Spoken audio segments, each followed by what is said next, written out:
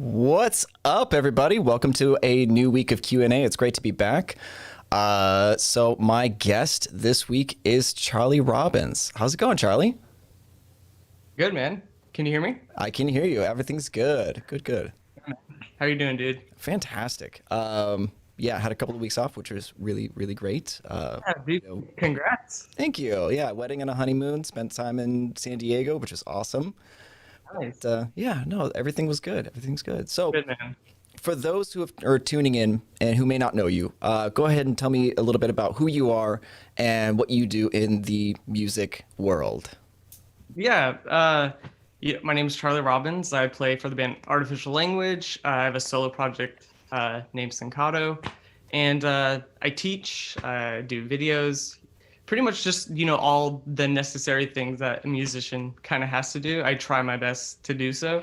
But yeah, my main project is Artificial Language, and then Syncato is just kind of like my, fun little, I guess, bedroom project, if you will. Well, it's funny because you have these projects, but I know you best from your Instagram and YouTube channels. Like, Yeah. what? So tell me a little bit about the relationship between the music you make with your bands and the content creation that you put out on the social medias. Yeah, so it's super interesting because the solo stuff was just kind of like, I don't want to say an accident, but it just wasn't intentional at first. So Artificial Language, we're making our album, and there's hiccups in the road. Just we were trying to find a vocalist at the time, and it was taking like 3 years almost to get it done. Even though the music I had it written like 2 years ago at that point, and so from there on, we pretty much just like were in this like standstill, and I was getting super anxious, and I wanted to like release music, and I noticed there's like this like, I guess, new wave of instrumental guitar stuff. And I was like, well, that's perfect because I don't have to really wait on anybody.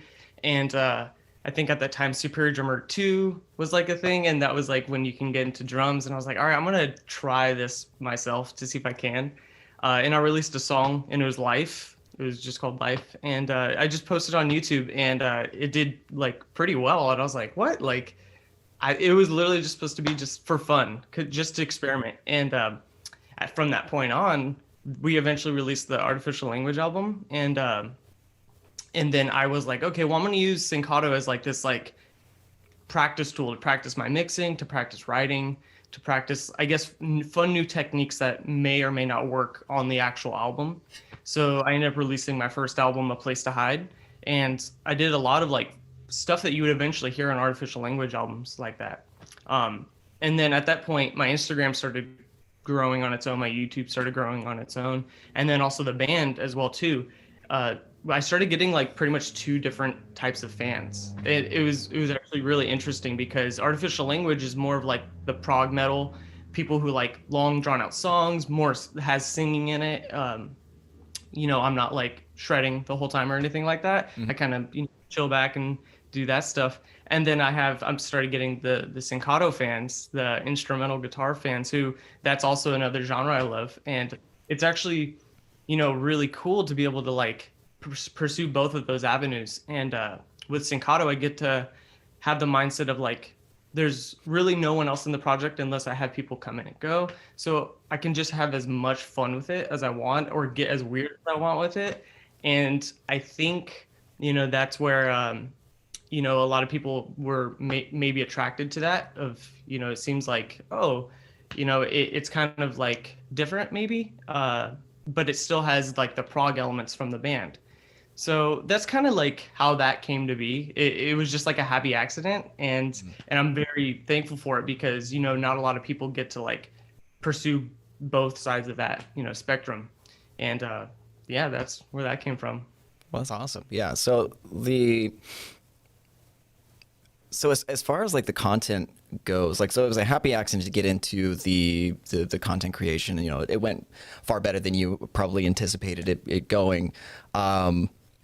What sort of like schedule did you start to set for yourself? What schedule do you have set for yourself now as far as like content creation, uploading? Like, what's the balance between the music that you want to create and the content that you think will do well on the channel, maybe, or Yeah. what you think is going to go well on the YouTubes? Yeah, that's always like the tricky, I guess situation that you run into. Almost everybody, yourself probably, everybody it's like you have your Absolutely. yeah, yeah. You have, I guess, like passion projects, and then you have things that will help you make a sustainable living off music. And so I got pretty lucky that the things that I really love ended up being what made me able to live off my music. Uh, it honestly just like I like every day I'll just be like very grateful for where I've ended up. Even though there's a lot more I want to accomplish, there's so many more things that I want to get done. I'm super thankful for everything that's happened to me, all my students, all the you guys in Earl DSP just super supportive. But yeah, it was basically like at first I was doing this I guess full-time hobby, like a full-time hobby. I still had a job. I worked at Jamba Juice, and that's what I would do. I would, make smoothies, and then I would go home and then write music, either for artificial language or for my solo stuff. And I pretty much didn't have a set schedule because my schedule at Jamba. Also, I had school too around 2015 or 2014 area. I went to college as well too, and it was not a set schedule for my work schedule, so I didn't have a set schedule for music, which I think helped because it was kind of like I squeezed every ounce I could have, and I work really well like that. I found myself even now that I have more time with, music. I still don't have like a lot of time to do like the like purely fun stuff like getting this like songs written because I'll have like lessons or I'll have to shoot videos for like a company or something. So in another way, I still don't have that exact schedule because you know how it is when a company asks you to shoot a video, it might just be out of nowhere and puts a whole wrench in the plan. Yes. But moving to like now, my schedule is I have my for sure lesson schedule, so I have that to always go off of. And then I have a specific day to where it's for myself, like that's it. And then I have a specific day for Adina, my fiance, and she, gets to pick what we do. We can go out, well, I guess not so much recently, but through the coming years, yeah, Yes. we would, like, what do you want to do? Let's go to like Santa Cruz or something, for the day or something. So I try to have like mindful days where I do take a little break, and then I have crunch days, and then I have lesson days. So that's pretty much how it's come down to this point. And it's been slowly picking away at that because it was like slowly leaving my day job to do this. And I was able to add a little bit more into this pile, a little bit more into this pile. And then like around like about a year ago, it's coming up on a year, is when I like pretty much just like left my job and pursued music full time. That's awesome. So you've been able to support yourself with music full time, and there's like a lot to unpack in that what you just said. Like especially with like talking about gratitude, because we are in a privileged position. You and I, we get to do music for a living. Like we may not get to do everything we want to do all the time, but we do get to do awesome stuff most of the time. Yeah, it's exactly. As far as like gratitude, is that something that you've been mindful from the beginning, or is that something that you had to build a perspective on as you went? Or is that, yeah, go ahead. No, I know what you mean. Sorry if my answers are too long. Sometimes I just get like too excited and I just kind of go for it. It's all good, dude. It's all good. Just we're going with it. Just go for it. Cool. So I honestly feel like I've always had, that gratefulness for the position I was in, even with like when the Syncato thing first happened and then Artificial Language eventually dropped the album. They were both like really well received. And looking back now, like the explosion was a lot bigger at that perspective. And then looking back now, I'm like, oh, that's not how I perceive it now. But I was thankful for it, and I'm still thankful for it now because as you know, it's a bunch of little things that just kind of, give you that extra push to be like, wow, like this is really worth it. Like it's a lot of work. Like actually, like you put in like 120% and you get like 10%, but it's like that 10% is so rewarding. And if you truly love what you play and you're enjoying it, it'll be like 100% worth it. And I think I've always had that mindset because that's what I wanted to do, was to play music for a living, not just guitar specifically, but to compose music and in some way. And I'm sure, like you have that, the aspiration for that as well. It's like just being involved in something music related is so rewarding. Even if it's a job or something like that, it's like we're having the time of our life, and I'm personally thankful for it. There's probably some people they have that mindset of like, I'm not happy till I get this. I'm not happy till I get that.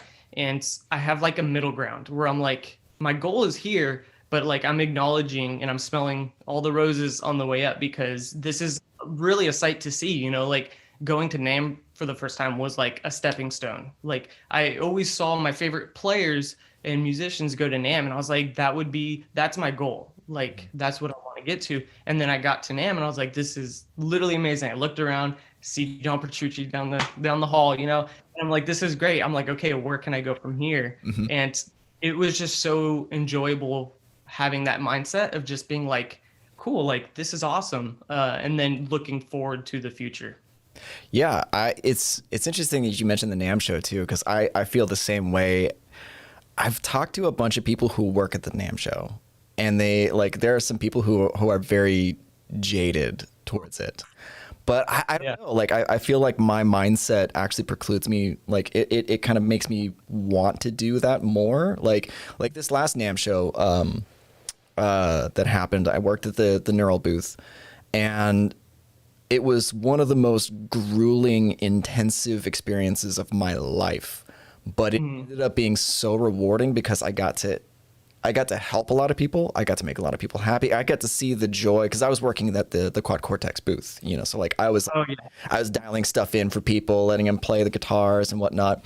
And, I got to see the joy that brought them. So it was very rewarding for me. And it's still like something that I look forward to moving forward, because it's like I'm also in a privileged position that I'm working with a company that I can back every single one of the products wholeheartedly, right? Like that's not something everybody can do.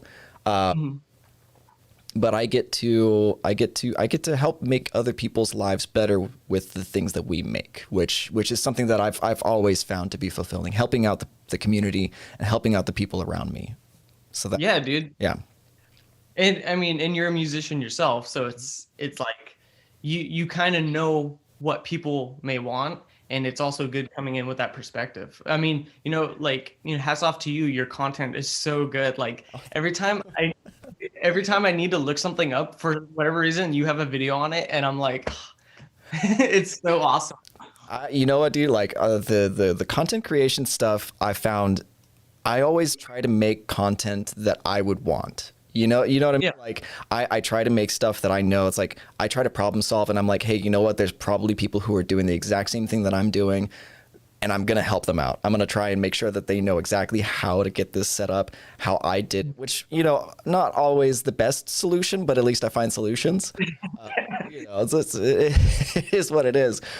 You can look at the YouTube comments and see a list of things that people have picked out that, like, I could have done better, but whatever. No, I appreciate you saying that. That means a lot, man. I appreciate it. Yeah, dude, what you do, it's not easy. Even though you say, you're in a privileged position, it is a lot of work. We were talking about it, earlier with all the mishaps that could go wrong, and, having these, when you have artists on, it's probably really stressful because it's on you, and then the company to like make sure it's going smooth. And, if, as musicians, we know, it just does not go that way. Whenever you need something to work, it just, Yep. of course, last minute, it'll just stop working. So, like, I think you deserve a ton of credit for all the work you do. Thank you, man. I genuinely appreciate you saying that. Good, man. That does make for an interesting pivot into like things going wrong, like and having to troubleshoot, having to problem solve. Like, what is your like? So I've been studying a lot of like Stoicism lately. I mean, like that's become my daily thing, is just listening to Stoic books on Audible, reading the Daily Stoic with my wife, and we like. What is your mindset when it comes to problem solving and troubleshooting? Like, is that something that you have anxiety about, or is that something that you just take and just like, okay, we're going to take care of this? Yeah, I think my initial thought on this is very anxiety filled. It's like, oh, what am I going to do? What am I going to do this? But it's kind of one of those things, like when you're in the moment, it's just kind of going through it. I think there's been a few times where I'm going through it and then bam, brick wall, there's nothing left. And I'm like, then I freak out. So but for the most part, this only really occurs, like would be on like live stage or something like that. Right. For the most part, since I'm in my room, I'm not in a frantic, time restraint thing. So there's been a few times where I'm like, oh, like what the heck's going on, which equates to my love for the new digital age, is because there's a lot less going on. And while I still love pedals and messing with them, they're awesome. It's scary to have on stage, because I've had so many freak accidents where I'm like, okay, what's going on here? Which cable's messed up? Which one is it? And I'm just not too good at handling that stuff, like under pressure, like you mentioned, on stage. Sometimes I'll just run to that brick wall. And so having like digital modelers, or just like, one amp to work with, I've always just loved simplicity, because of that, the troubleshooting aspect. Yeah, there's definitely a time for experimentation and kind of messing around with stuff, but they're like, I'm much the same, where I like to set it and forget it. Like if I can just turn my system on with a single button, I will absolutely take that any day of the week. Like, Yeah. and it's funny because that actually almost kind of hamstrung me when it came to content creation and working with like Neural and the products and stuff like that. Because I was always sort of like this sounds good. Like I like to for my guitar setup, I had a Mesa Boogie dual rectifier, and a Mesa cabinet, and that's it. Like maybe I use like a wah pedal, but like generally I liked keeping things like I like to plug in, turn on, and go. And it actually kind of like hampered me a little bit, because I was never really much of like, I never chased tones very much. I never really invested a whole lot of time in learning how amplifiers really worked a ton. So when I actually got into the nitty gritty and was like, okay, I'm working for Neural DSP, I need to know my shit Yeah. down. Like it took me a little bit to really understand the components and how the signal flows, how compression really works within the circuits and everything. Like it was I spent a lot of time like backtracking in my head, like trying to figure out all of this stuff, so that way I could be an authority figure on these ideas. Yeah. Yeah, that's also, especially in that realm, there's a lot of people who have there's a lot of experts who just are, I guess nameless in the world of the internet, but just know infinite things, and they'll comment and be like, oh, you're supposed to do this, do that. I'm like, man, like like how are you so smart on like this particular subject, and I just don't get it, and it's always like, I guess intimidated me, because the technology is moving so fast. I always feel like I don't even know like the base knowledge on certain, and I could totally imagine that being like super nerve-wracking, you coming up on the forefront of this company that's like really pushing boundaries, and you want to feel like you're also up with them. You're not just making videos, you want to like be pushing the boundaries. And like I mentioned earlier, I personally think you are. So if that, makes you feel any better on that end, I could totally see why that would freak you out. Yeah, I generally feel like I'm standing still when I'm hanging around the other dudes with the neural crowd. You know, it's but that's a good thing. I feel like if you are not like if you're the smartest person in the room, you need to find a different room.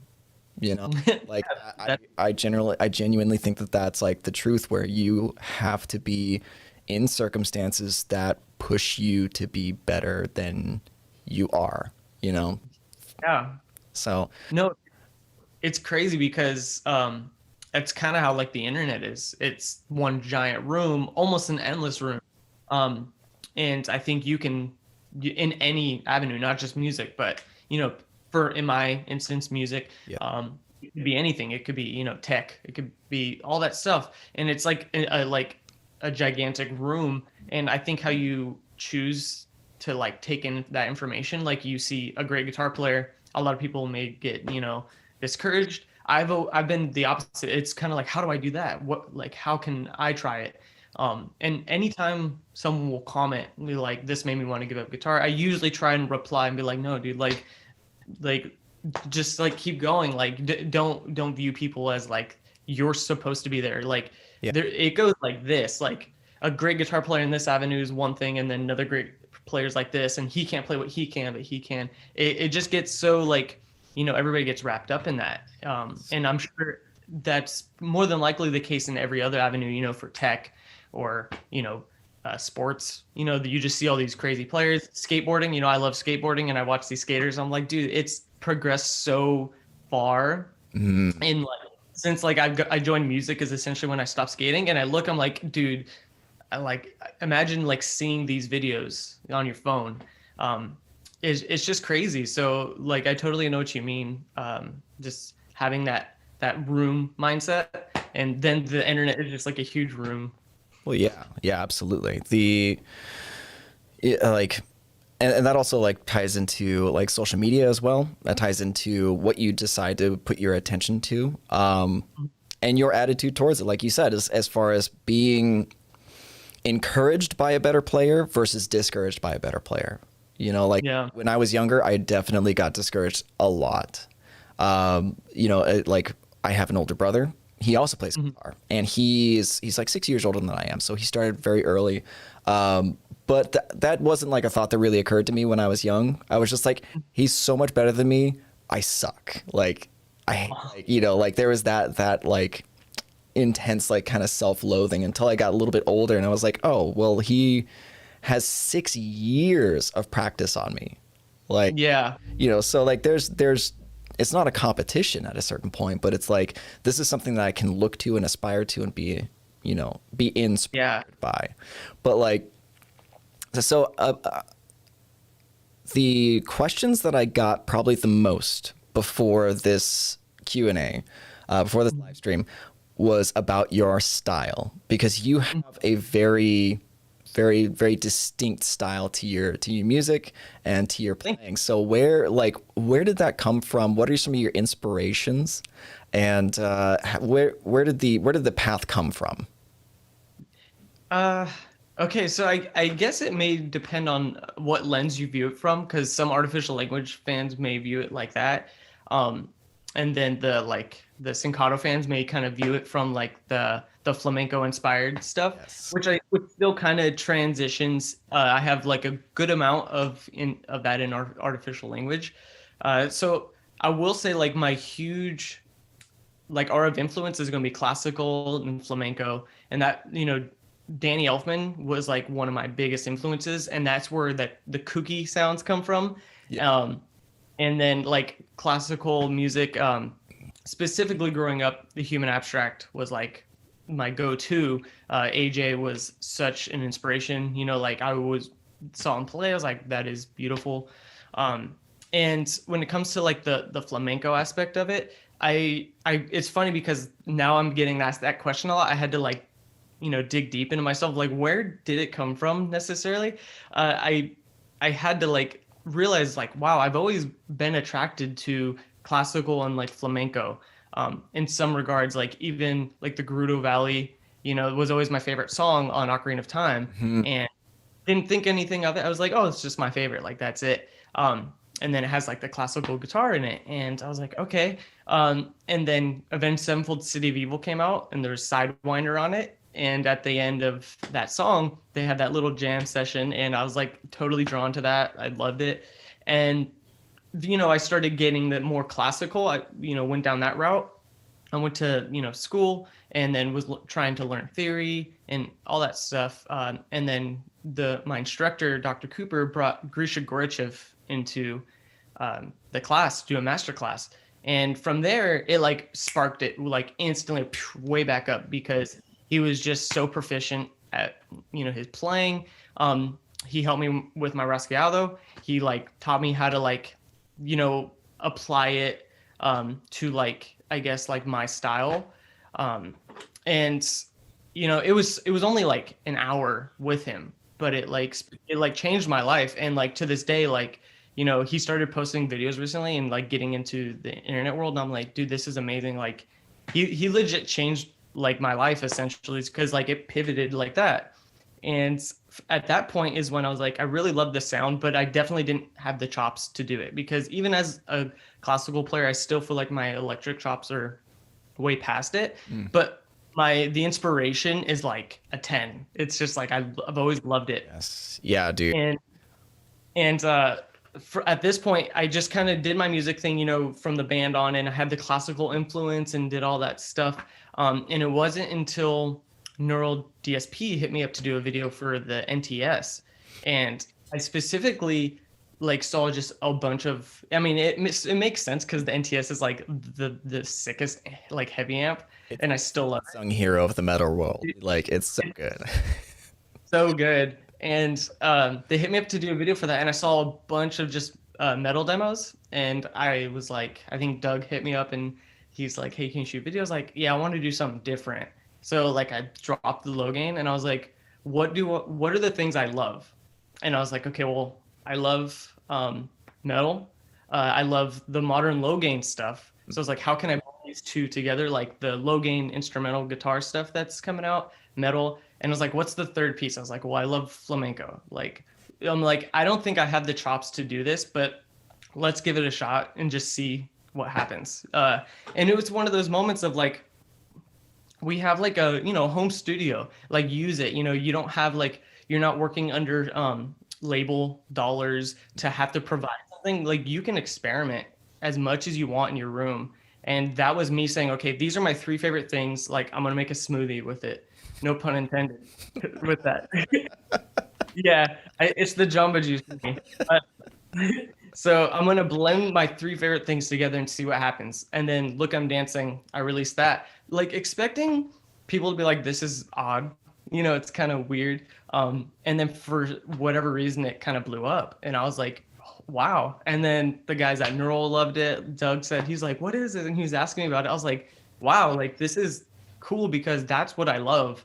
And it's not often that you get to like be, I guess the video that pops you up like that is something you love. That's pretty rare. I'm sure you know that, like a lot of YouTube videos, it's always that like, oh, are you serious? That like, and I do have a few of those, but that specific one felt amazing. And that was encouraging, because it gave me kind of like that extra boost of like, okay, maybe like there are a lot of people like me that like these weird concepts blended together, not just straight metal, not just straight low gain, not just, traditional flamenco, which is like amazing on its own. This is kind of my interpretation of that. And I want to make sure like, I don't ever claim this is like fully metal. This isn't fully flamenco traditional or anything like that. This is my interpretation of the things I love into a smoothie essentially, and blending it to like put out to the world.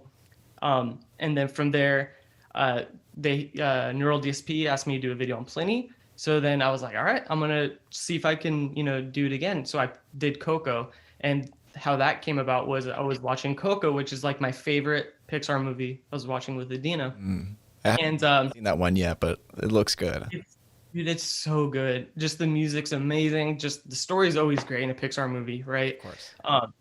But I was watching it, and instantly, like, I was hearing all the songs, and I was just like, okay, what would be really cool if I did a rasgueado and then flicked the low string but like ba ba ra boom, and then just hit that low string. I'm sure you know by now that's what I love, is hitting that low string. Mhm. So I literally got out of bed, like we're eating pizza and watching the movie, and then I went ba ba ra boom, and that was the intro to Coco, and I was like, oh. And I was like, I'm so sorry, I have to write this. And she's like, no, it's cool. And then I put like scratch notes into Guitar Pro of like the general idea, and then I went to bed.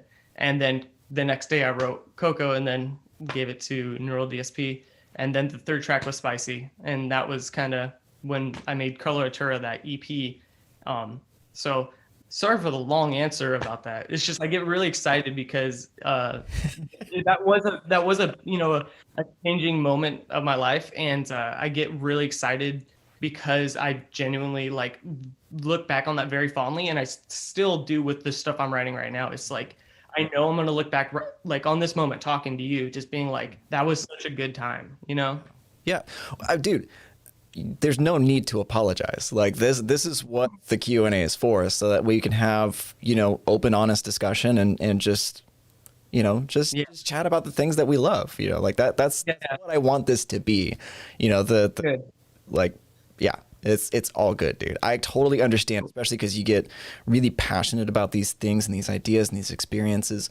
But yeah, because like you had this novel idea of like blending these elements together, and it clicked with people, and there's no better sensation in the world. I feel like when you Yeah. like, because I used to play live back in the day in Sacramento, and I would play like the big venues in Sacramento to like I opened up for like Animals as Leaders at one time, and like there was a bunch of people, and like I'm expecting them to like hate my music because it's basically just like dumbed down rock, like metal. Like it's not like super complicated. Like I'm sure people are there because they like the technical aspect of like of Animals as Leaders. So I'm like playing for a bunch of like techie geeks, which I am also a techie geek, but I know like I don't write like that. But to see everybody like, just like this huge mosh pit and like people just banging their heads to it and really getting into it, like there's no better feeling in the world. Oh, There's honestly no better high than being able to connect with another human being with something that you've been able to create. yeah, like you're saying about the metal, because I initially came up from, I guess, like the hardcore, deathcore, metal-ish scene, Mhm. and we always had like proggier influences. Like even though we tried to fit in, we were always sticking out a little bit because we had those. But they like embraced us Mhm. because we still had like those breakdowns and whatnot. And then like it was super like underground feely, but it was awesome. There's still some videos, online of my old bands playing, and I look back, I'm like, dang, I just like it was so small, like in retrospect, but it's like it just I look back fond memory, and like you do with that, you see them, just jamming out to your music, and it's like, yeah, like it's crazy. It's like at that moment they're enjoying themselves, and you're having a great time as well. Yeah, yeah. So, did you expect that sort of reaction from what you came up with? Because obviously you wanted to do something that was going to be different. Like obviously the NTS is a great high gain amplifier. Like, and a bunch of like the demos that I watched from that were really, really spot on. Like, I think Rabea Masad did a great video. Like that was just like heavy as fuck because it's Rabea. Yeah. But you kind of look at something like that and you go, what can I do to stand out from it? Yeah. What can I do apart from that? So it I didn't know what to expect. I think that was the surprise of it all, because even sending it back to Doug, like there's still metal parts in that song, so I wasn't too like worried about them not being able to clip it or something. Mhm. But I was just like, maybe they'll like me showing how you can use this in a clean setting, because at this point the Plenty or anything wasn't out yet. Like Yeah. it was the Nameless and then that, and I was like, what can I do to like show off the full thing about this amp? So basically I just went in and I was like, what would intrigue me? And then I made that, sent it to them, and then it did well. And I did not expect that like at all. I was expecting maybe to get demolished because it was like so weird. And they're like, where are the chugs? And even to this day, I still get that. Like I recently did like an Orange video, and I saw some people complaining there wasn't chugs and stuff. Mm. And it's funny because I love listening to it, and like I listen to like, deathcore, death metal, all this kind of stuff. But when I play, that just doesn't naturally come out of my playing, and I try and be honest with that. So I didn't expect that to happen like at all, which, like I said, it was a pleasant surprise. That's good. I mean, that's so you said something in a few seconds ago that actually kind of makes me curious. Like, have you received much pushback from your musical style, and what is your general reaction to it? Because I know we talked a little bit about some people commenting on your videos about like I think you changed the shutter speed so it looks Yeah. different than most other videos that people upload. Yeah. Well, what's your general reaction and mindset when it comes to like the criticisms either earned or not deserved, you know? Yeah, it's interesting because I actually don't get like a lot of criticism, and when I do, yeah, I know, very thankful, cross my fingers. But when I do, I'm pretty like, that's how it is. Everybody has their opinion. If they don't dig it, that's totally cool. Like, Hmm. I can show you one of my buddies who you may like. If I'm not heavy enough for you, I totally get that. Like, Hmm. I think that's kind of how you have to view it. Like when you're an artist, like for me, it's like it has to pass my test first. So like I have to be able to enjoy my music first, Yep. or else if I put it out and other people don't like it, like who are you playing for? Yep. If you're not playing for you or them, it's like who are you playing for? So the first person I consider is like myself. Of like, do I enjoy this? Do I have fun playing this? And then at that point, when it goes out in the world, it's like at that point, it's like, do people love it? If they do, that's awesome. If they don't, that's totally cool too. Hmm. And then comments like, I love the good old "you suck." It's just so funny to see because I don't take it disrespectfully, really. It's more just like they're probably just having fun, just "you suck," like this is sped up, all that stuff. Hmm. It's good fun. There's only been like a handful of comments that have like bugged me. I think there was ones that are trying to convince my fans that I speed up my stuff, and I'm like, well, and then they were being convinced. They're like, oh, I loved his playing, like I can't believe he did this. And I was like, wait, okay, no, that's not true. He's just like telling you this. Yeah. But that's also like how it works. You just gotta like ride with it. And like I said, I think the number one thing that you can do is just play music you love, and that's like the best defense against people who are going to like, criticize these, because you still enjoy it. And that is the ultimate goal. As cheesy as that sounds, it will feel really good of you. Like, is this truly like all your influences pushed out into your own voice?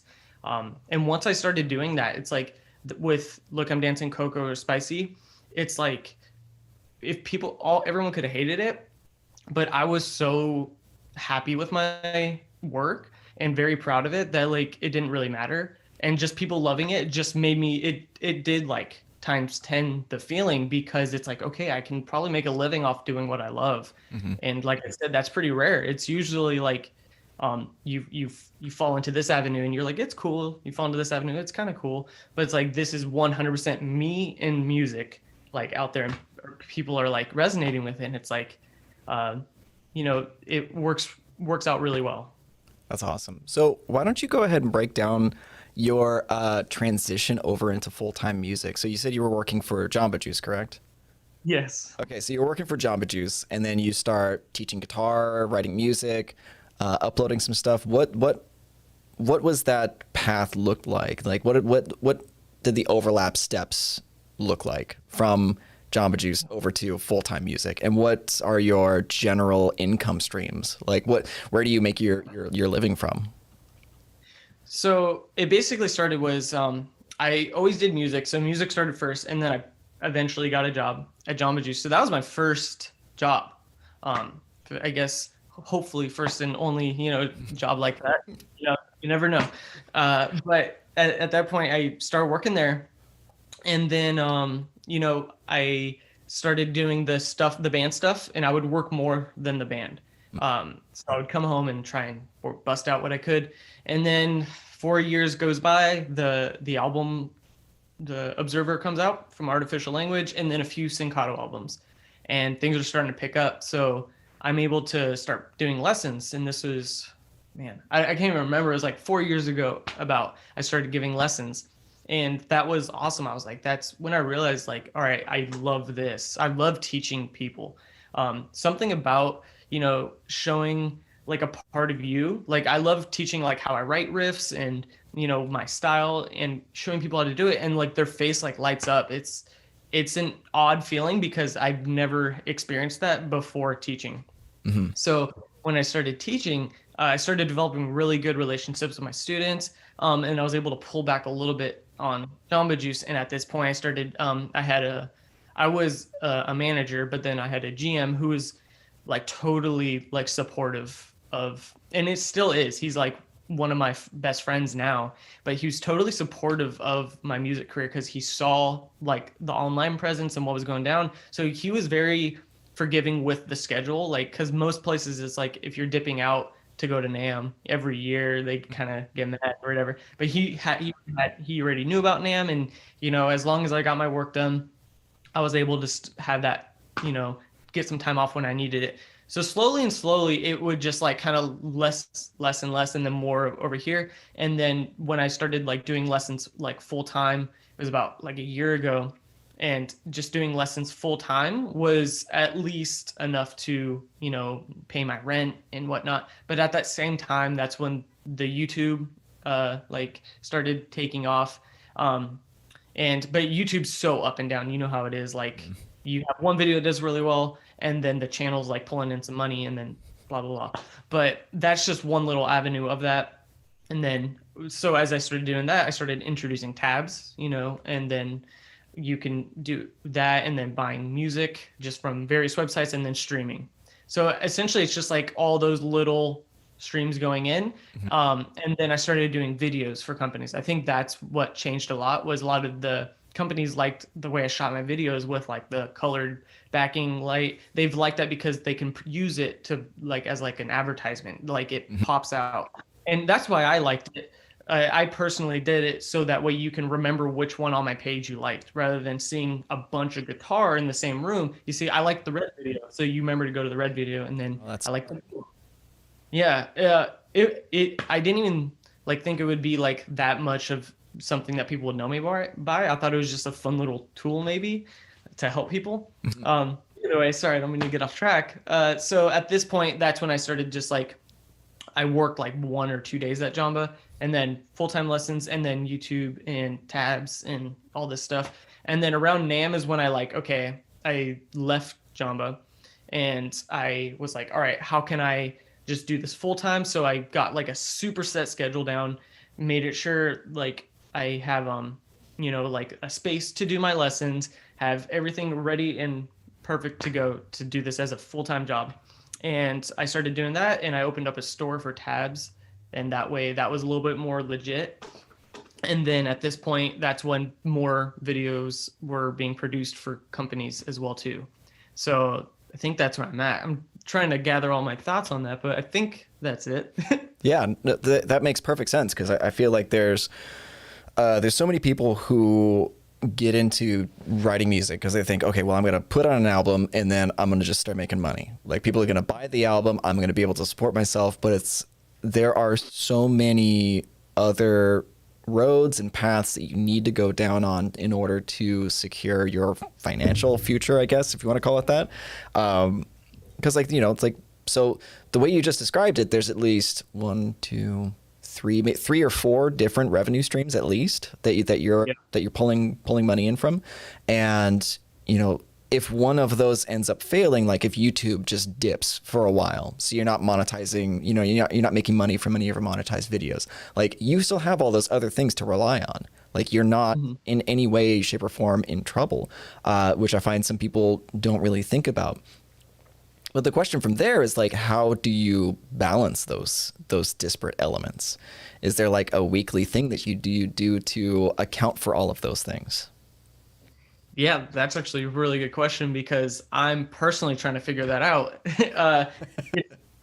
It's always, I think I have it, and then something isn't right. And then I think I have it and something isn't right. So it's like, I'm going to do this. I'm going to do more talking videos, and I actually, those are my least favorite to do, just because we were mentioning earlier the technical aspect of getting my mic out and doing all this stuff. I don't have a setup studio because the way I shoot my guitar videos, I don't want all the vocal stuff in the way either. I'm hoping to eventually get that figured out when I have like a different setup. But when it comes down to like, figuring, I guess, like all that out, it's like, well, I'm drawing a blank. What was the last thing?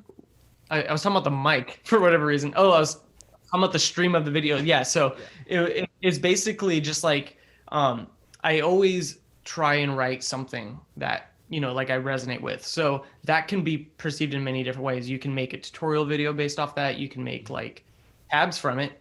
People love tabs. And then there'll be an Instagram video, a YouTube video. But like I said, if balancing those is tough, because I don't like doing the talking videos as much because it requires a lot of, extra work. And then Where?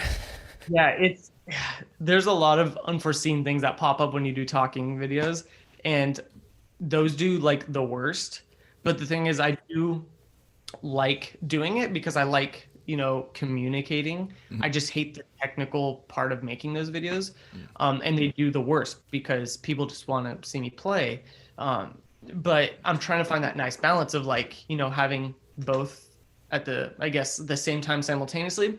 But like it gets even deeper. It's like then the YouTube algorithm doesn't like that. It doesn't like when you do a new thing. It's like, your video, this type of video doesn't do well. It like literally gives you advice. Like, it says that on the statistics. So it's like trying to work that system. What's always worked for me is like just play what you love, and write some stuff that you are interested in and put it out there. And that's all you can really hope for. And that's kind of like my go-to is just what would pique my interest, what gets me happy, what gets me excited, and then shoot a video based off that. Yeah, hope that answers that question. Yeah, no, that does make a lot of sense. You're basically balancing your system by trying to make sure that what you're working on is in line with what you are interested in doing at that point, because then it's not really quite so much work mentally as it is if you're doing something you don't like. Yeah, like honestly, the talking videos that I do are generally difficult because the setup is so different. Like whenever I do any of these videos, I have to have my stuff set up in at least 3 or 4 different locations around my room. Like I've actually started simplifying that recently in some videos where it's like, instead of me going through and saying like, okay, so this is what it sounds like with the thing on, and have the micro, the camera off to my left, side view on, so you see the screen or whatever. It's like, oh, this is what it sounds like with the plugin on. This is what it sounds like off. I've actually just been writing in my Pro Tools session all the automation to turn things on and off. That way I could just have animations and have titles and have things pop up on the screen so people can just watch and listen and not have to look at my stupid face for a little bit. And like, and it flows so much better and it's easier for me to do and it's more engaging for the viewer, which has been really interesting. Because as you said, like the algorithm will define like what you end up making in a certain way, because as you said, like people just want to see you play guitar. Like even in the chat I saw somebody earlier just says play some guitar music please, and it's like that's not what we're here to do, man. Like we appreciate you coming in and hanging out and wanting to see Charlie play because he's a talented dude. But like this is a Q&A, this is a conversation. Like if we wanted to do a tone demo, then that's what we would have planned beforehand. That's what we would have advertised it as. But like, just be happy that we're here having a conversation and talking about things that you can learn from. So yeah, I think it's like an imperfect system, but it's pretty good, but it's not quite there. Yeah, it's tough. Like working around all that stuff. Like I remember I was like studying all those things, like the algorithms and all that stuff, and it just got so annoying, like to have to like keep up with it. So it's like I said, I always just fall back on like I'm just gonna play what I love, try and change it up, and just enjoy myself, you know, those actually usually do well anyway. So that's kind of where I go with that, is having, fun with it. Like the last video I posted on my YouTube, does this riff sound better clean or distorted? And it was just for fun. You know, it wasn't anything like too serious, but it did really well, did like 300K in like a week or two. And I was like, wow, that's actually like insane that, people want to be in that conversation. It's fun. I love fun little things like that where it can still show me playing, those, if people just want to see me play, but then also it's just fun to like kind of have that, like, what do you guys think? It's really interesting to see the different like ideas. People like, what if you did this and then that? And I'm like, I legit wouldn't have never thought about that. That's like a really cool idea. Like, just because I have the platform doesn't mean I have all the answers. Right. There's tons of great comments to like, try this, try that. I'm like, that's actually a really cool idea. And sometimes I'll sit down and try it, because it's fun. And those are the content pieces that get me excited, is like the really engaging, the really engaging ones. And I know, right? Oh God, I'm getting memed now. So the really engaging ones are like super fun. And then at the same time, you can still see some guitar playing. Agreed. Yeah, it's a murky pool we're wading through, doing this content creation stuff. Yeah, it's surprising what ends up actually working. Sometimes there are things that I've put up that like have done surprisingly well. I'm kind of like, sure, I guess like people like that. I'll keep going with it. That's cool. Like I dig it. Yeah, I'm telling you, like the number one thing that I had was the sliding video. Like, yes. And it, like, I did not expect that. It was just like, okay, so let me explain this part. Yeah. So what really happened, a lot of people think that it was like some like huge troll that was like trolling me. Like he says I slide too much, so I have to stop.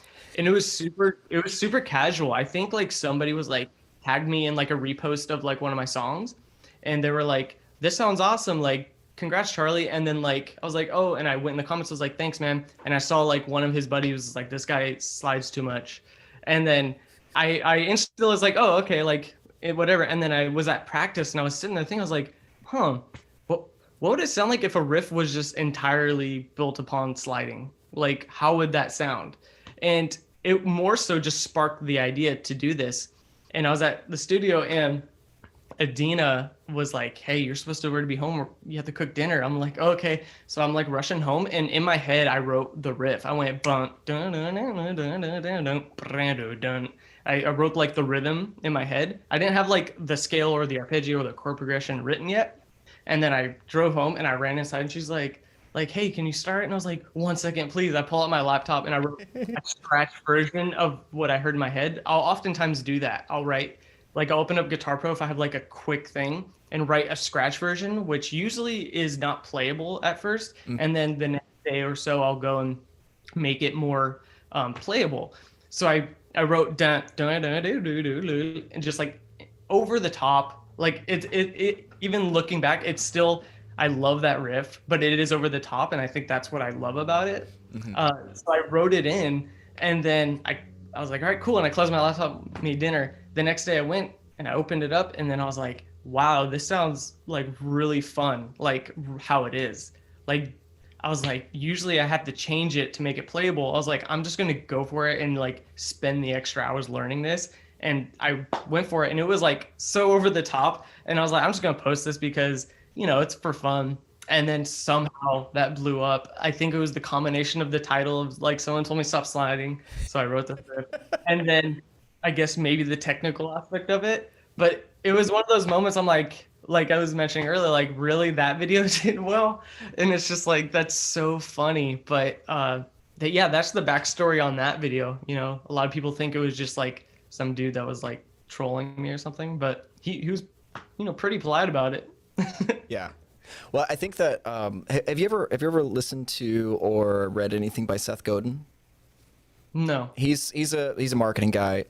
He has this book called Purple Cow, and he's talking about, like, I read the foreword the other day, and it's like he's like, oh yeah, me and my family are riding through the countryside, and we're seeing all these, we're from the city, so we don't see the countryside too often. We're seeing all these brown cows, they're beautiful, standing in the fields, and blah blah blah, and suddenly we stop seeing the brown cows. Like, they're still there, but they're just kind of there.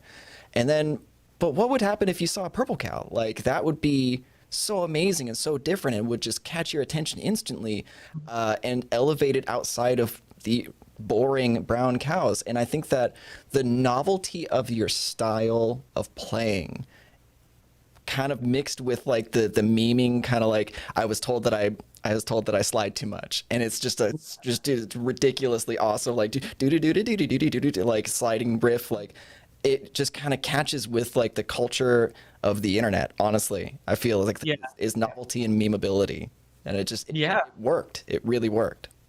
Yeah, it's honestly, I mentioned before, is like when you have like a home studio, and most people do at this point, like everybody has like some form of a small integrated little setup, which is like what I'm totally in favor for. Like, you don't need these huge studios or anything like that.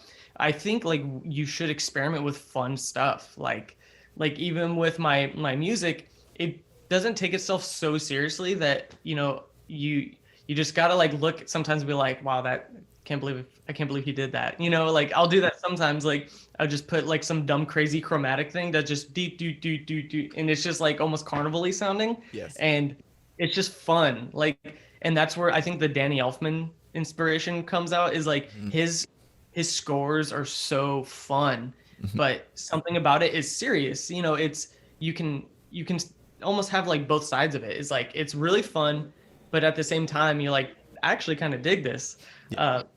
And I think that's like a fun little like niche in my mind that I have, is like doing that, like having fun with it and not overthinking of like, is this what is going to do well, or will this like, change the world or not? It's like, will this change things for you? Like, do you get excited by this? Like, if you listen back to your music, like, do you get super giddy? And it's like, that's the moments you like live for. So that sliding riff, I was like, this is so fun. It's just over the top, dumb, really fast, slidey. And I love slides just in general. I'm sure everybody knows that by now. But it was just like, once again, an accumulation of things I like, just, combined together. Nice. That's the perfect way to describe it. It's just that, again, you're just kind of making something that's fun for yourself, and it just caught on, and that's awesome. So I'm going to be mindful of the time, and we'll start getting to some user questions if you still have time to hang out for that. Of course. Cool. So I did see a couple other questions before we got into the Q&A, about asking about your relationship with Kiesel, asking how that came about.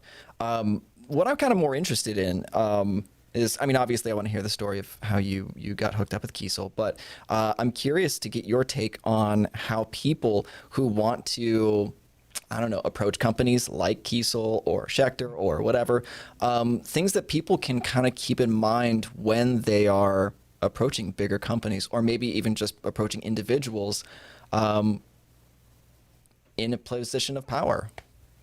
Yeah. It's tricky because there is definitely no one way to do this. I've seen it happen, so many different ways. When it came to Kiesel, I was with Music Man at the time, and I was looking at other companies to like switch from Ernie Ball. And that I've always been a fan of Kiesel. Just like, I mean, everybody has at least seen their guitars and seen that they're beautiful. Yeah. Whether or not, you like them or not, they are insanely beautiful. And I've always seen them like, wow, that is like amazingly done guitars. And they're just beautiful. I just love the way they take pride in their work. I think that was the thing, was like, you can see like those finishes were just like top notch. And he would always come out with different models very often, which was like almost like, Jeff like was like very in touch with the community, and I liked that. And that's what drawn me to it. And I realized I wasn't following Jeff on Instagram. I followed Kiesel. I didn't know he had his own Instagram.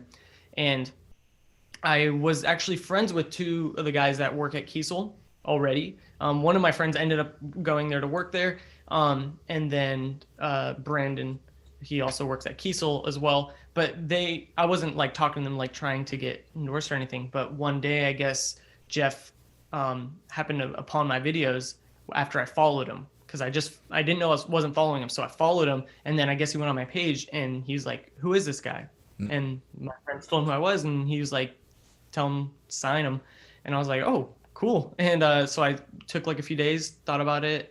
Then they sent me the loaner, which was the Osiris to try out, and like it was, history, I guess. I was like, this is insane. Like when I played it, I was like, this is just like craftsmanship, I guess, was like the first thing that came to my mind. It felt like, even though that wasn't my custom build, it felt like it was like a custom guitar. I didn't know how to explain that, because at that time I only played more, guitars from Guitar Center or the JPs that I had. So when I played that, I was like, wow, that's amazing. And then I put in my build, I got a Zeus, and I was like, okay, so I built it to my specs. This is insane. Like that's what I wanted. Like it's a small guitar, feels great. And then I ended up getting an Aries, and I was like, oh, like this too. Like they feel so, I don't know. I just connected with them because they felt really well. Like under the the hands, and just like on my lap, or however in different positions I played it, they just felt amazing. And at that point is when I just was like super like thankful. They've always been super supportive.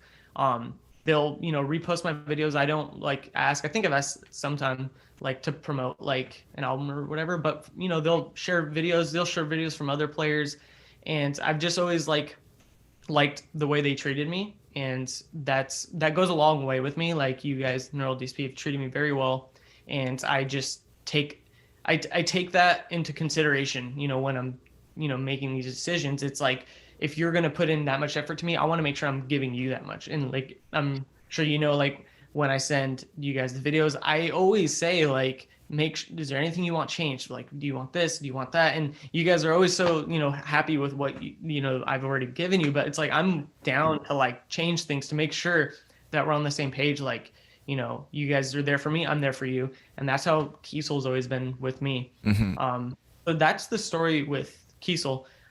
Once again, I'm sorry, my stories are so long. I wish I just had quick little cool answers. No. This is a good answer. This is a good answer. So what I can pull from that is build a relationship without expectations, put out content, and keep yourself top of mind. Because if you hadn't followed Kiesel, you wouldn't then have gotten the guitars, right? So you put out content that was great content, and then kind of let your work speak for yourself. So you build relationships with Kiesel, and then giving more than was expected. Like over delivering is also that kind of final piece.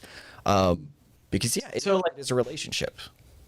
It really is. That's exactly what I was gonna say. I was gonna say, so for the if I was gonna give advice, like I said, there's so many different ways you can approach this. I've like Neural DSP approached me like I guess years ago. Man, that's crazy, when the this first came out.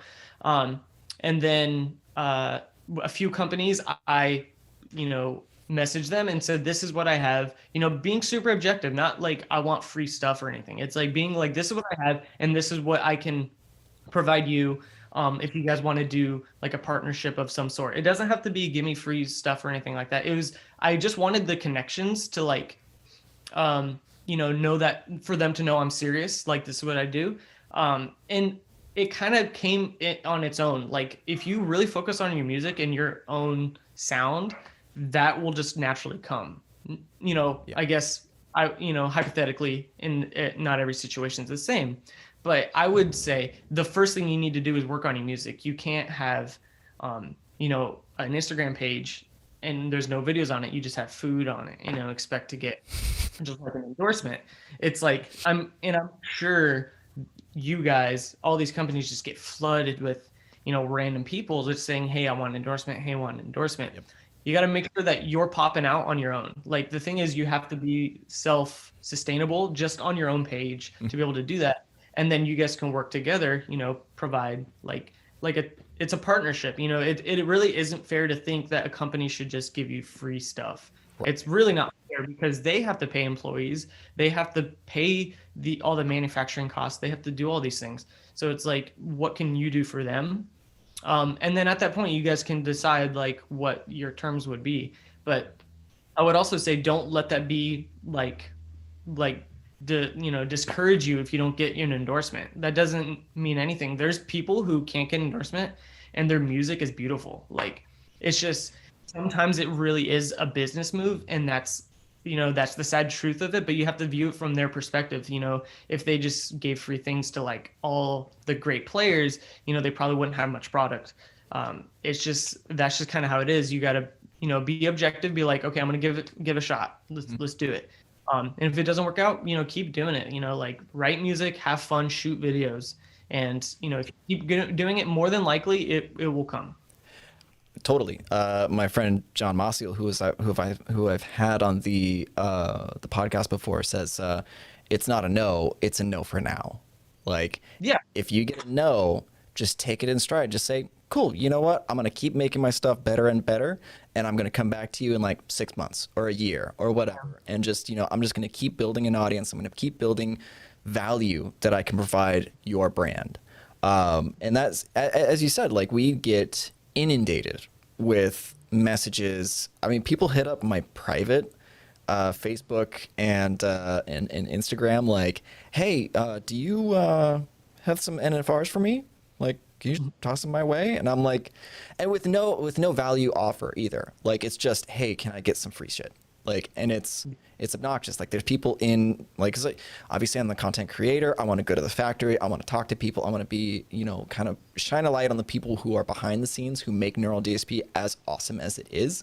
But there's certain parties in the company that are like, I don't want to be on camera because I don't want my face to be out there. Like, Yeah. I have my contacts, I have my people that I'm working with, but I don't want my face to be out to the public so people know who I am. Like, that's it. I'm like, Yeah. that's totally understandable. Totally understandable. Yeah, it really is. And like you said, you just gotta like keep, I guess, trucking on. Just keep going. It's that's kind of always the mindset I've had. Whenever there was like a misstep, I guess for an example would be when I first started out, and this is pretty funny. The basis of artificial language, one of my best friends, Josh, and the guy who does my art now, his name's Jeffrey. At that time, we were best friends in high school, and they started playing guitar a year before I did, and then I played a year after, and then we were going to make a band. Turns out they were going to make a band and I wasn't invited. And so I showed up and I was like, all right, let's do this. And then they're like, you're not in the band. And they were just being jerks, as friends do to each other. Sure. They were like, you're not in the band, like, you suck. And I was just like, what? And then I was like, whatever, we're still best friends. But that summer I locked myself in my room and I learned to sweep pick, the holy grail of techniques, right? Yes, of course. And I locked myself in my room and I learned to sweep pick. And then I came back to school that like following like semester or whatever. And how every school has like the popular band, like they're usually seniors in high school and they're big. Mm-hmm. They asked me to join the band, and like I skipped Josh and Jeffrey. And it's funny because Josh is still in the band, and to this day he's like, you're the reason you're at where you are because of me. And I'm like, and so I joined that band, and the JJ or Jonathan, our keyboardist, was in that band. And to this day, I brought Josh along with us. And to this day, that band has just kind of been morphing into this band in a way. Nice. And it's completely changed. It's like obviously not what it used to be, but I still have like Jonathan, who's in that band they asked me to join. And then Josh, who said I suck. And he's just the basis of artificial language now. And we're still best friends. And, like, I didn't take it to heart. I just said, like you said, no for now. I'm like, I wasn't in that band. It was a no for now, but it just kind of worked out. And, just I had fun with the music until that point. No, I like that. I like that answer. Yeah. It's a no for now.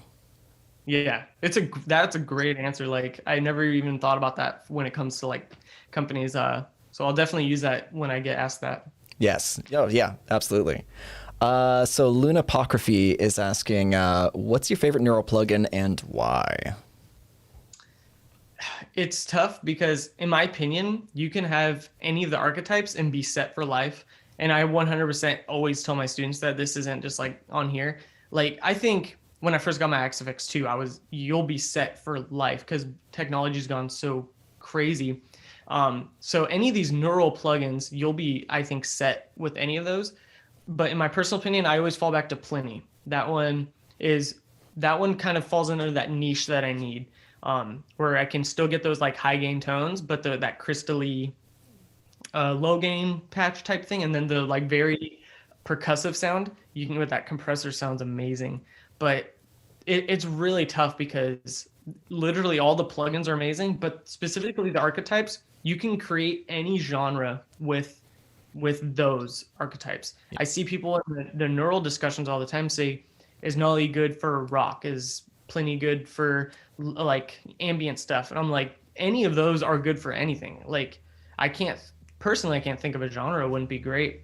But Pliny is just the one I always fall back on. Maybe it was because, that was the first one that had all the bells and whistles on it, and I just had that impression. But I love it. Mm-hmm. Yeah, I totally agree. I think that like the only archetype plugin that I feel is niched down really, really far is the Abasi.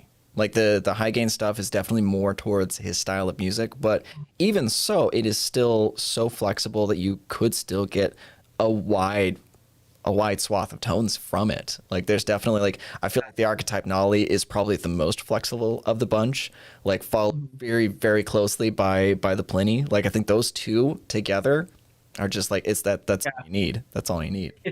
It's so interesting that you say that because I always tell people, I say, if you have like a studio and you're going to record bands, Nolly's probably the best way to go because you can record from A to Z. Mm-hmm. Pliny is my favorite because it gets very specific in what I like. But then I'm like, Abasi's nasty too. Yes. And then to add on to that, like I love the Corey Wong plugin. Like, the DI Funk console is so sick. Like a lot of people were asking what my last tone was on the low gain versus high gain or whatever, and I used the Corey Wong, and it just sounds awesome. Have you tried using the DI Funk console as a channel strip yet? No, Just for mixing, like using for the EQ, the saturation, compression, whatnot. I haven't. It's a good idea. It's so good. It's so good. I want to challenge myself. I don't know if I'm going to make a video on this or not, but I want to challenge myself to do a full mix only using it as a channel strip. I'm Dude, really, really want to do that now. okay, so it's funny you say that because sometimes I'm like I feel like it's cheating, but I'm like I love the compressor on Pliny or something like that. So I'll like go and bypass everything but the compressor and run it on like some track, and I'm like, yep, that's what I wanted. I'm like, it's technology so crazy. Like It's what you can amazing. It's amazing. Yes, I totally agree. I've used the fourth position compressor in the Corey Wong for parallel compression on snare and kick before.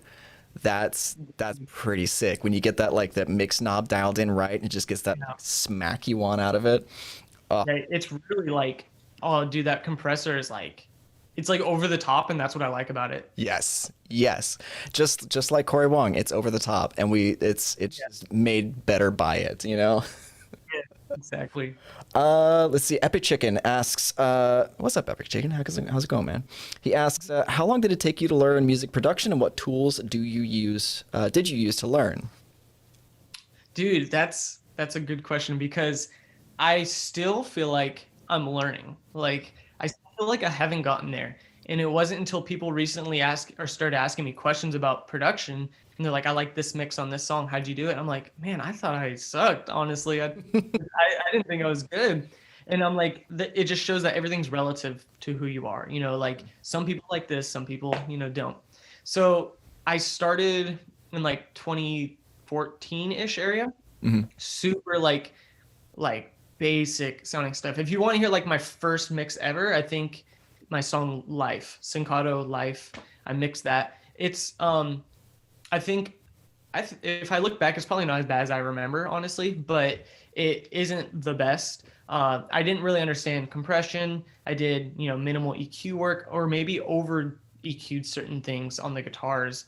But what I use now for mixing, I try and keep it super simple. I use Reaper and I use Re-EQ, which is the stock one. I think it does well in like every instance for the most part. Let's see. Recently, I've been using Smash and Grab a lot for compression. Yep.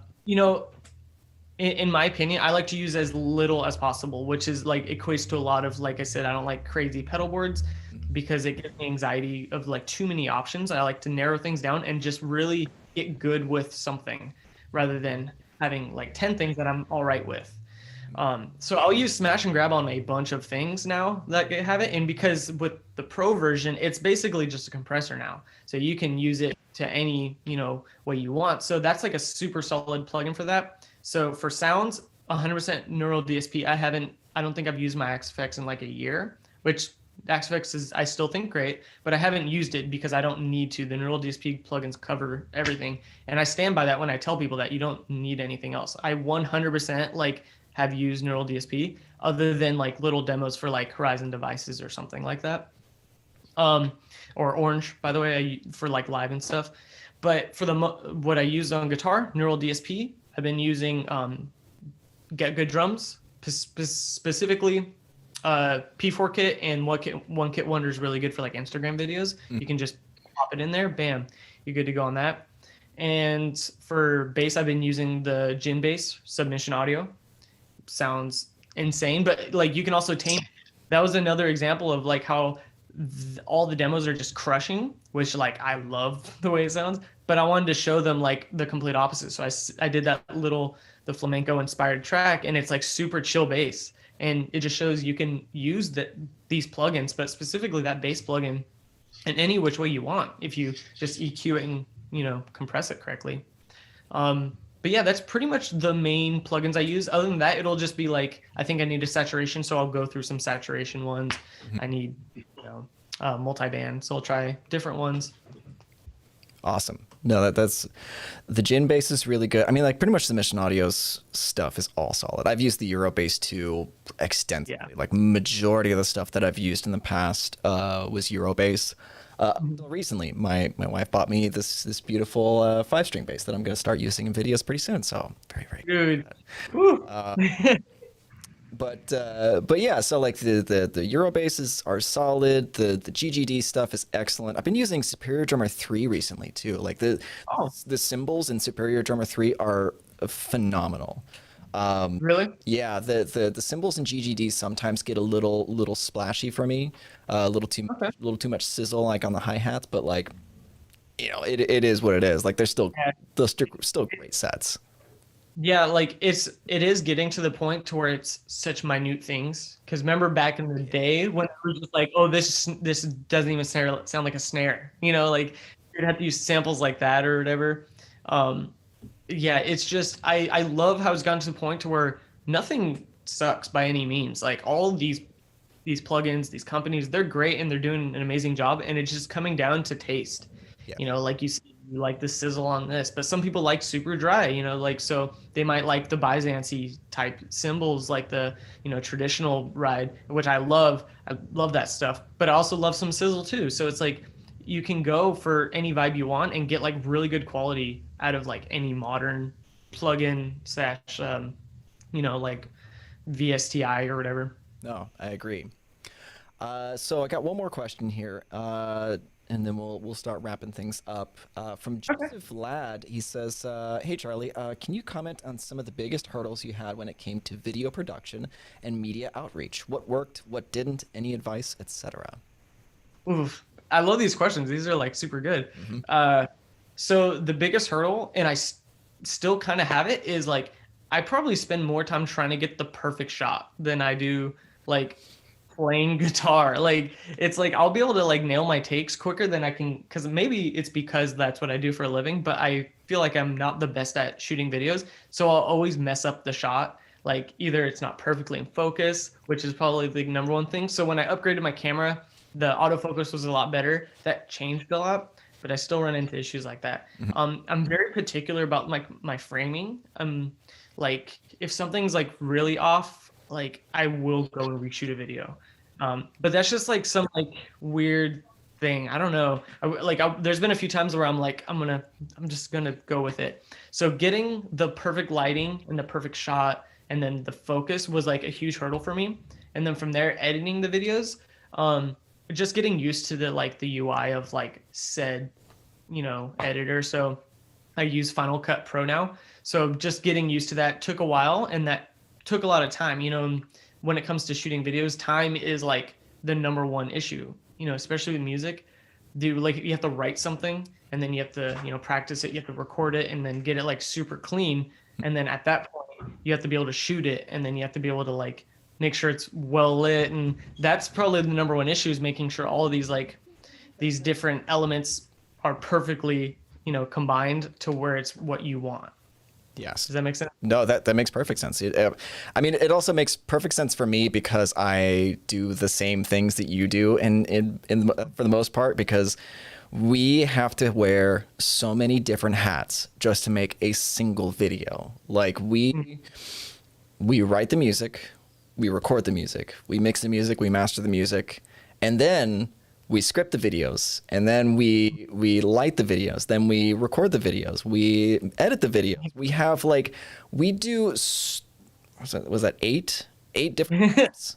Like 40. I don't know. This is a lot. Yeah, it's like as a solo content creator, we wear the hats of we wear the hats of people who study to be just one of those things. You know what I mean? Like there are mastering engineers who only do that. There are mixing engineers who only do that. Editors who only edit everything. Like it is very complicated. It's very complex.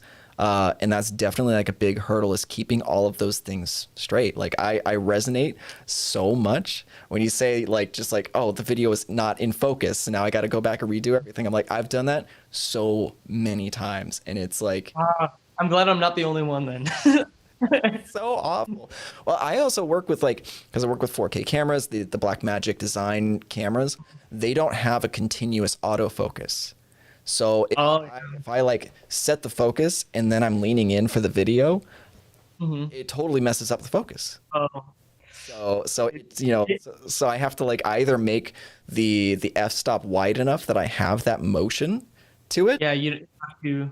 Yeah. Yeah, and it's definitely those are some of a lot of the technical hurdles that we as solo content creators have to overcome. So I totally get it. Yeah. So the number one's because when I use my 50 millimeter, you know how the shallow depth of field, it will if it is even a hair out of focus, it is blurry. Like my whole guitar is blurry, and I'll just obsess over it, and it just kills me. And it's funny because you mentioned how the whole shutter speed thing, and people think it's sped up and whatnot. I'm like, dude, trust me, I'm the worst at editing and doing all this stuff. I wouldn't even begin to know how to make that work. It's I remember there was someone I was on a live stream and I was playing or something, and they're like, oh, he's using an app to speed up the playing, and then his talking isn't sped up. I'm like, that is some deep editing. If you can while I'm talking and playing, it's you can keep the vocals the same speed but not the playing. And I was like, I don't even know what to say, dude. I can't even edit that. Yeah. It's incredible what people assume is going on when it's in because your playing is incredible, and I know it's legit. It's super legit. But people who can't get over the accomplishments of other people and just assume that it's fake just because they don't like it, or they think, well, I'm gonna bring this guy's day down or whatever. But it is kind of odd. It's getting into conspiracy theory, territory. Yes. But I mean, I think as far as being content creators and just doing what we're doing, I feel like you have the right attitude of positivity and gratitude towards not only just the people that help you out along the way, and the people, but the people who support you, your audience who enjoy what you do and want to make sure that you keep doing it. So I think that's kind of a great note to really end on is just that, be positive, be grateful, over deliver, and just, as far as like your own personal success, it's just a no for now. If you ever run into that, just keep trucking forward, make good shit, and just let it speak for itself. Yeah, you perfectly said.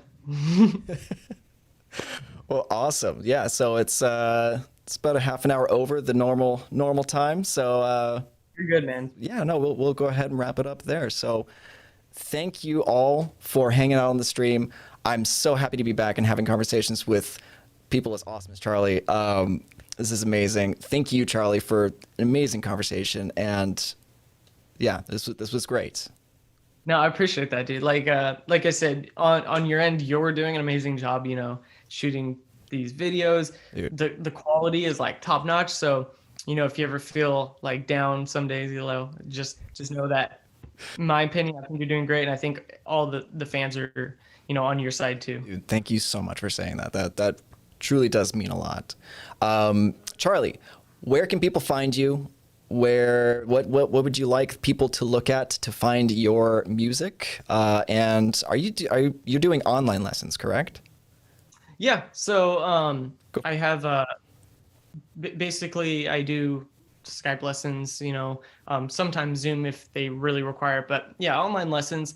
My music, yeah, the solo stuff is staccato. So if you're into like instrumental, like fun guitar work, stuff like that would be, what you're into, staccato. And then my band Artificial Language, if you're into prog metal, so like has vocals and, very long drawn out songs. Sometimes Artificial Language might be your cup of tea. I do videos on YouTube, so tutorials and whatnot. So you can find me doing neural DSP, plugin videos and all that fun stuff if you're watching from here. But yeah, all the usual outlets, Instagram, YouTube, and if you, whatever streaming service, that's I would be on as well too. Perfect. Excellent. Awesome. And again, thank you all, and we'll catch you in that next one. Cool, man. Thank you, dude. Later.